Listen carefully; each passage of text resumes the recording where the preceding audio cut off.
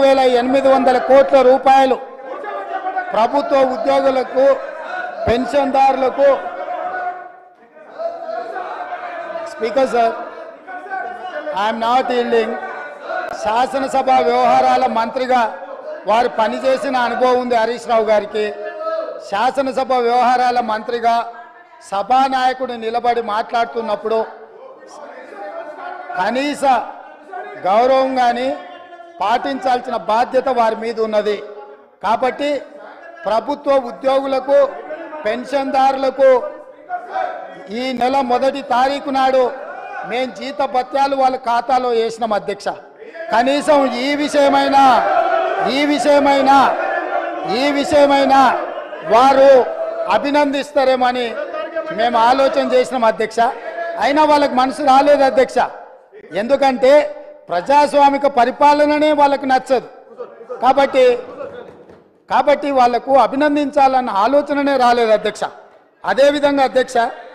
అదేవిధంగా పదే రైతు బంధు గురించి, రైతు బంధు పడలేదని, రైతులను నిజంగానే వీళ్ళు రాజులను చేసినట్టుగా ఇట్లాంటి మాటలతో ఇంకా భ్రమలు పెట్టాలనే ప్రయత్నం చేస్తున్నారు అధ్యక్ష. ఈరోజు నేను మీకు గుర్తు చేయదలుచుకున్నా అధ్యక్ష, మీ ద్వారా వాళ్ళకు కూడా గుర్తు చేయదలుచుకున్నా. ఆర్థిక మంత్రి ఎక్కడనే ఉన్నాడు, లెక్కలు ఇక్కడనే ఉన్నాయి. ఈ లెక్కలన్నీ నేను చెప్తాను, కాదంటే వారి అవకాశం వచ్చినప్పుడు మీ అనుమతితో వారు మాట్లాడమన్నారు అధ్యక్ష. రైతు బంధు ఇంకా వేయలేదు, ఎక్కడ పోయింది ప్రభుత్వం అని చెప్పిండ్రు కదా, పదే మాట్లాడుతున్నారు అధ్యక్ష. 2018-19 యాసంగి రైతు బంధు 20-10-2018 నాడు మొదలుపెట్టి 30-3-2019 5 నెలలు పట్టింది అధ్యక్ష.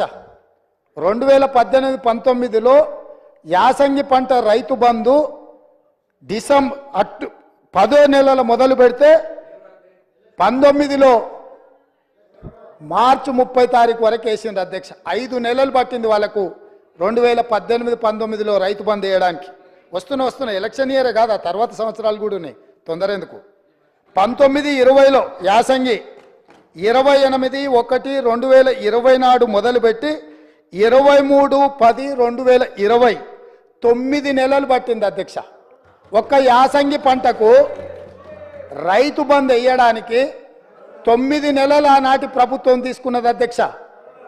వీళ్ళ చరిత్ర ఇక మీ కరోనా వచ్చిందో ఇంకా మీ కర్మ కాలిందో నేనేం చెప్తా కానీ 2020-21 అధ్యక్ష 25-12-2020 నాడు మొదలుపెట్టి 22-4-2021 4 నెలలు పట్టింది అధ్యక్ష.